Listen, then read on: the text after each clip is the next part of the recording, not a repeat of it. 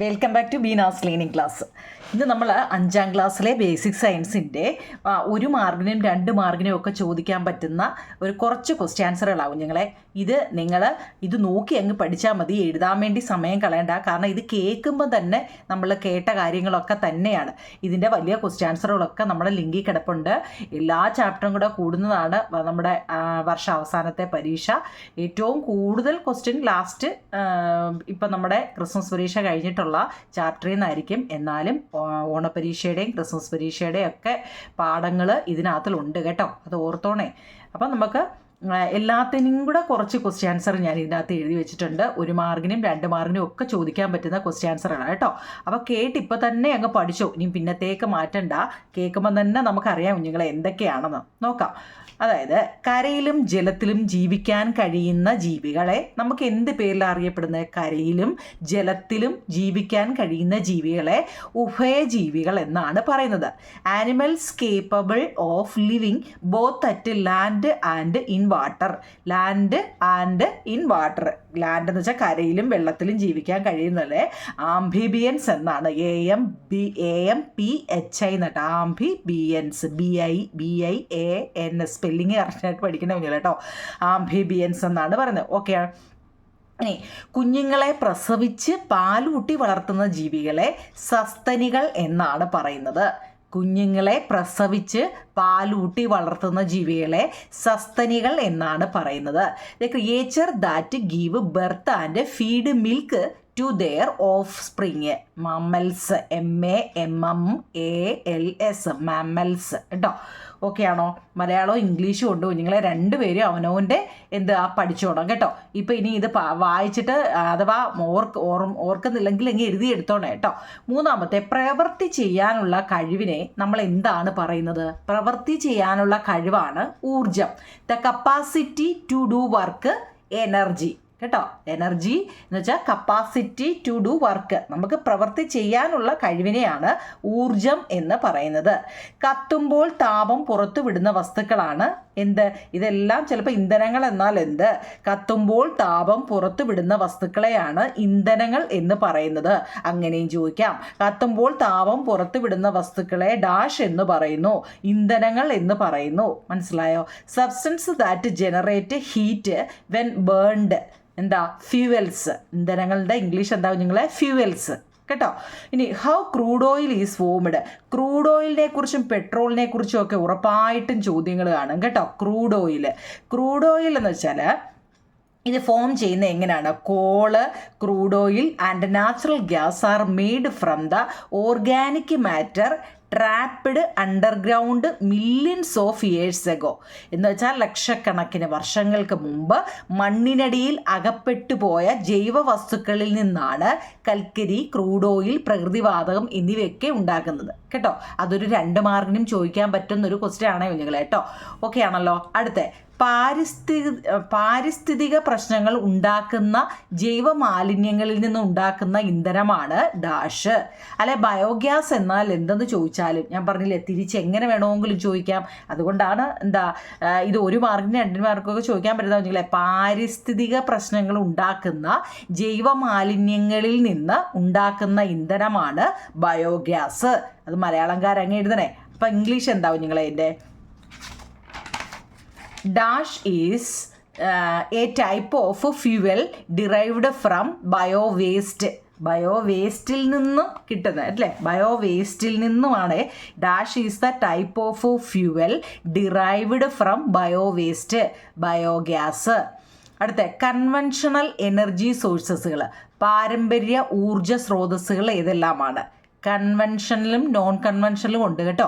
Conventional energy sources എന്ന് വെച്ചാൽ petroleum, LPG, കൽക്കരി തുടങ്ങിയവയാണ് കേട്ടോ. കൽക്കരിയുടെ ഇംഗ്ലീഷ് എന്താവും നിങ്ങളെ? കോളാണ് കേട്ടോ. COAL coal. കൽക്കരിയുടെ ഇംഗ്ലീഷ് കോളെന്നാണ് ഓർത്തോണേ. അടുത്ത, നോൺ കൺവെൻഷണൽ എനർജി സോഴ്സസുകൾ. അത് ഇമ്പോർട്ടൻ്റ് ആട്ടോ. ഏതാ? കൺവെൻഷണൽ എനർജി സോഴ്സും നോൺ കൺവെൻഷണൽ എനർജി സോഴ്സസും എന്ന് വെച്ചാൽ പാരമ്പര്യ ഊർജ്ജ സ്രോതസ്സുകളും പാരമ്പര്യേതര ഊർജ്ജ സ്രോതസ്സുകളും. പെട്രോളിയം, LPG ഒക്കെ പാരമ്പര്യമാണ് അല്ലേ, കൺവെൻഷണൽ ആണ്. നോൺ കൺവെൻഷണൽ എന്ന് വെച്ചാൽ എന്താ, solar energy, biogas, wind energy, ഇതെല്ലാം എന്താ നോൺ കൺവെൻഷണൽ ആണ്. തിരിഞ്ഞു പോകല്ലേ. ഇനി നമ്മുടെ എന്താ മൂക്കിൻ്റെയും വായിൻ്റെയും കണ്ണിൻ്റെയും ഒക്കെ ഒരു പാഠം ഉണ്ടായിരുന്നുണ്ടോ, സെൻസ് ഓർഗൻസുകളെ കുറിച്ച്. അപ്പോൾ ആ ചാപ്റ്റർ നല്ലപോലെ പഠിച്ചേക്കണം. ഇത് തന്നെ ചോദിക്കണമെന്നില്ല. മൂക്കിൻ്റെ ഞാൻ എഴുതിയോണ്ട് മൂക്ക് തന്നെ പഠിച്ചിട്ട് പോലെ കുഞ്ഞില്ലേ. കണ്ണിനുണ്ടാകുന്ന അതിനകത്തിൽ ഒരുപാട് ചോദ്യമുണ്ട്.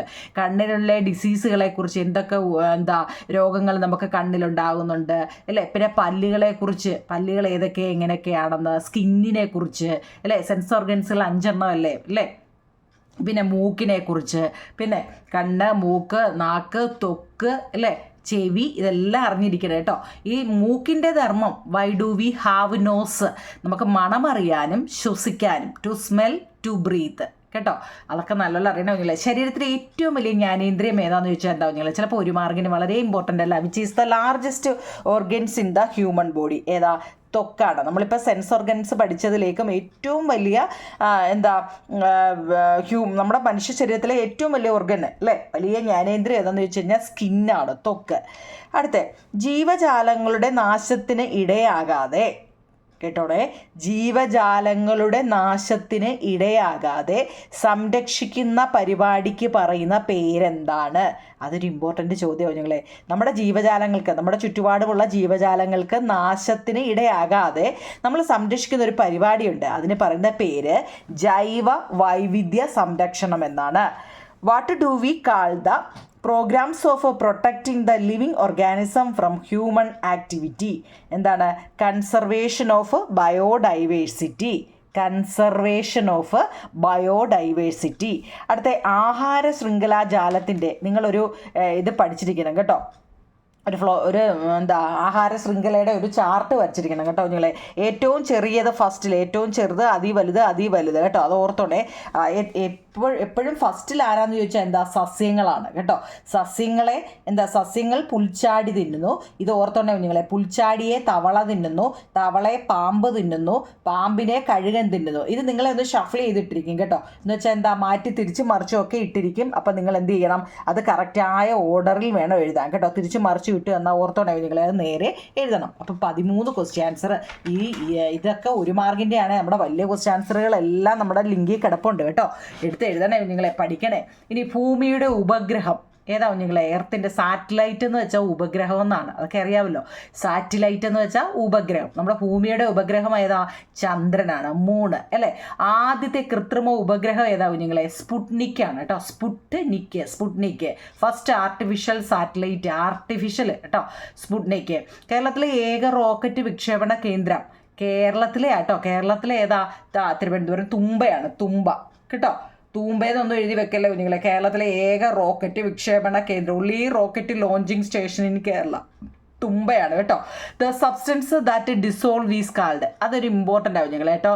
ഈ സൊല്യൂട്ട്, സോൾവെൻ്റ്, സൊല്യൂഷൻ, ആ 3 ഞാനിവിടെ എഴുതിയിട്ടുണ്ട്. എന്താ?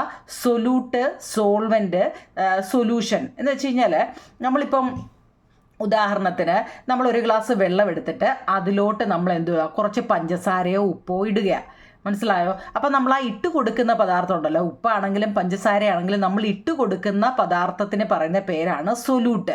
എന്ന് വെച്ചാൽ അലിയുന്ന പദാർത്ഥം നമ്മൾ ഇട്ട് കൊടുത്തപ്പോൾ പഞ്ചസാരയിലും ഉപ്പായാലും അങ്ങ് അലിഞ്ഞു പോകുന്നില്ലേ, അതിനെയാണ് നമ്മൾ സൊല്യൂട്ട് അല്ലെ ലായനി എന്ന് പറയുന്നത്. മനസ്സിലായോ? ഇനി നമ്മൾ എന്തിലാണോ ഇട്ടത്, വെള്ളത്തിലല്ലേ ഇട്ടത് അല്ലേ?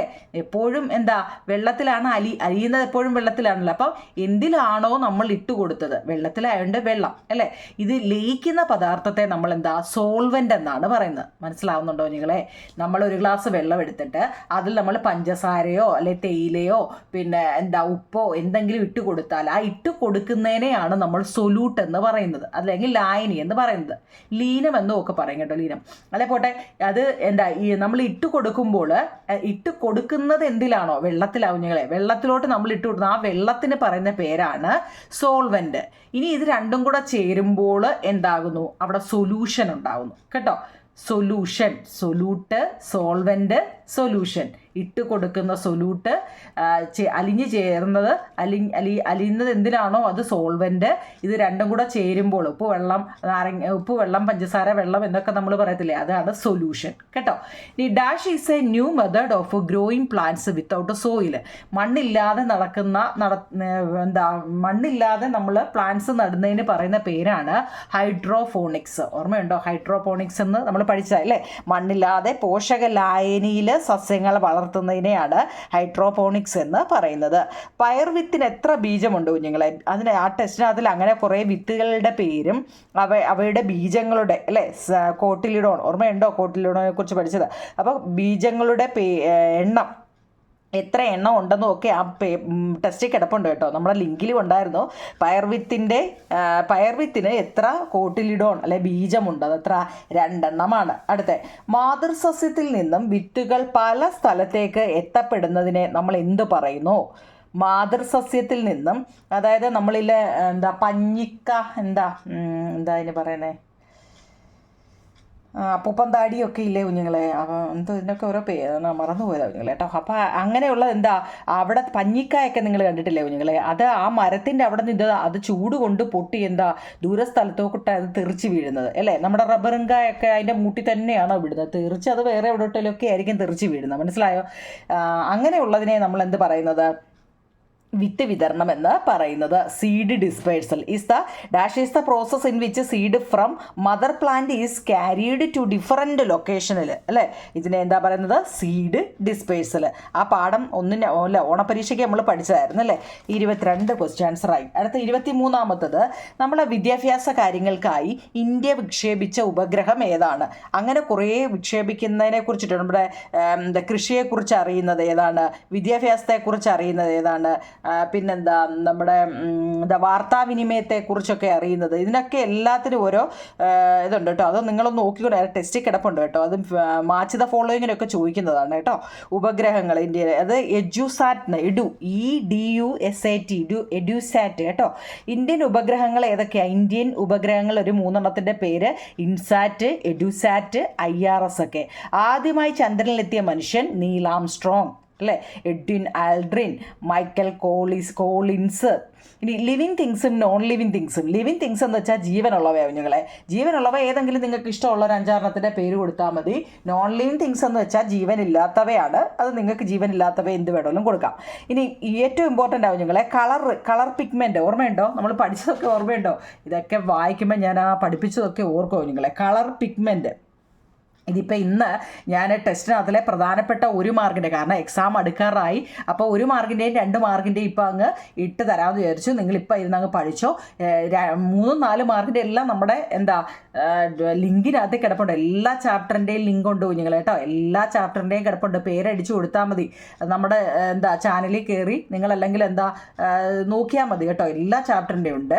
അപ്പം കളർ പിഗ്മെൻറ്റ് കൊടുക്കുന്നത് റെഡ്, ചുവപ്പ് കളർ കൊടുക്കുന്നത് ആന്തോസയാനിൻ ആണ്. ഓറഞ്ച്, ഓരോ പൂവില്ലേ, ഓറഞ്ച് കളർ കൊടുക്കുന്നത് കാരോട്ടിനാണ്. യെല്ലോ, മഞ്ഞപ്പൂ ഉണ്ടല്ലോ, മഞ്ഞ ചെമ്പരത്തി ആയാലും സൂര്യകാന്തി ആയാലും ഒക്കെ ഇല്ലേ, യെല്ലോ കളർ കൊടുക്കുന്നത് സാന്തോഫില്ലാണ്. ഓക്കെ ആണോ? ഇനി most abundant gas in the atmosphere. നമ്മുടെ അറ്റ്മോസ്ഫിയർ അല്ലേ, അന്തരീക്ഷത്തിൽ ഏറ്റവും കൂടുതലായിട്ട് കാണപ്പെടുന്നത് നൈട്രജൻ ആണ്. അതൊക്കെ 1 വേർഡിന് ചോദിക്കാൻ കൊള്ളാവുന്നതാണ്. What is the colour of cuscuta? കസ്ക്യൂട്ടയുടെ കളർ എന്താവും നിങ്ങളെ? ലൈറ്റ് യെല്ലോ കളറാണ്. കസ്ക്യൂട്ടയെക്കുറിച്ചൊക്കെ പഠിപ്പിച്ച ഓർമ്മയുണ്ടോ?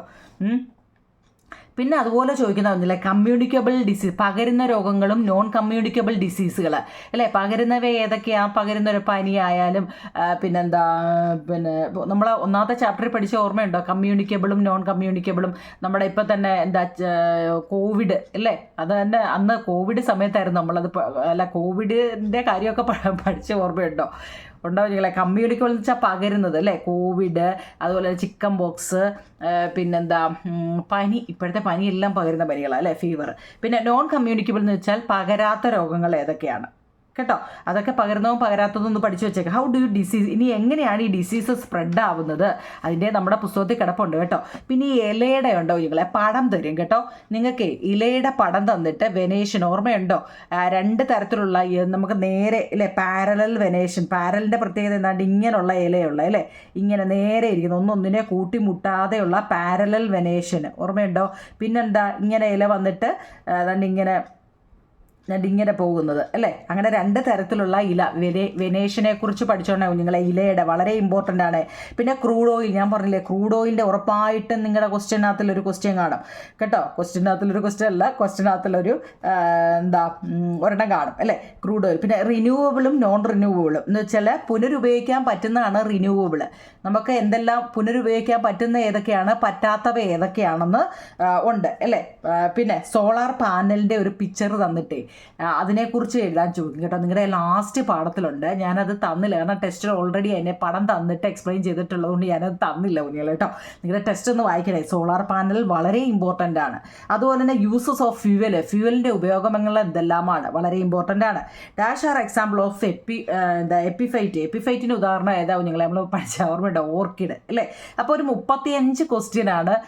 35 ക്വസ്റ്റ്യൻ എന്ന് വെച്ച് കഴിഞ്ഞാൽ ഇതിനകത്തിൽ ഏതെങ്കിലുമൊക്കെ ചോദിച്ചേക്കാം കുഞ്ഞുങ്ങളെ. ഇത് തന്നെ ചോദിക്കാമെന്നൊന്നും ഞാൻ പറയത്തില്ല കാരണം ഞാനല്ല ക്വസ്റ്റ്യൻ എടുത്തത് കേട്ടോ. അതുകൊണ്ട് ഏതെങ്കിലുമൊക്കെ ചോദിക്കുക. ഇപ്പം നിങ്ങൾക്ക് ഇത് വായിച്ചപ്പോൾ തന്നെ ഏതെങ്കിലും ഒരു 35 എണ്ണത്തിൽ ഒരു 5 എണ്ണമെങ്കിലും കിട്ടിയോ കുഞ്ഞുങ്ങളെ.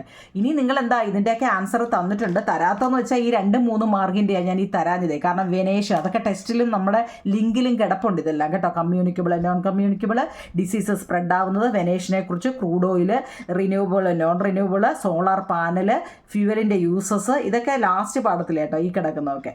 പിന്നെ കസ്ക്യൂട്ടിയൊക്കെ 1ാമത്തെ ചാപ്റ്റർ അല്ലേ, ഓർക്കിഡ്, അതൊക്കെ എൻ്റെ ആൻസർ തന്നിട്ടുണ്ട്. പിന്നെ ഇത് വൃത്തിയായിട്ട് പഠിക്കണേ കുഞ്ഞുങ്ങൾ കേട്ടോ. അപ്പം ക്വസ്റ്റ്യൻ ആൻസറുകളോ എന്തെങ്കിലും അറിയാൻ വയ്യാത്തതോ വല്ലതും ഉണ്ടെങ്കിൽ നമ്മുടെ കമൻറ്റ് ബോക്സിൽ സമയമുള്ളപ്പോൾ ഞാൻ ഇടാം. നാളെ ഞാൻ നിങ്ങൾക്ക് മാത്സിൻ്റെ ഒരു മോഡൽ ക്വസ്റ്റ്യൻ തയ്യാറാക്കാം. ഇന്ന് ഇത്രയും തയ്യാറാക്കണ്ടായി നിങ്ങളെ നോക്കി. ഇതെല്ലാം ഞാൻ ഒരു മണിക്കൂർ കൊണ്ടിരുന്ന് നിങ്ങൾക്ക് വേണ്ടി തയ്യാറാക്കിയതാക്കണ്ട. ഇതിൻ്റെ ഇംഗ്ലീഷും മലയാളമായിട്ട് കേട്ടോ. ഏതാണ്ട് ഒരു 30 ക്വസ്റ്റ്യനോളം എൻ്റെ ഇംഗ്ലീഷും മലയാളവും നിങ്ങൾക്ക് വേണ്ടി തയ്യാറാക്കിയത്. അപ്പം നിങ്ങളോടൊന്ന് കമൻറ്റ് പറയണേ കുഞ്ഞുങ്ങളെ. ഇത് വായിക്കാൻ പറ്റുന്നുണ്ടെങ്കിൽ എന്തായാലും കേട്ടോ, വായിക്കാൻ പറ്റുന്നുണ്ട് അല്ലെങ്കിൽ നിങ്ങൾക്ക് ഉപയോഗപ്രദമാണോ അല്ലയോ എന്തായാലും പറഞ്ഞു കേട്ടോ. ആർക്കെങ്കിലുമൊക്കെ ഇത് ഉപകരിക്കുന്നുണ്ടാവുമെന്ന് എനിക്കറിയാം കേട്ടോ.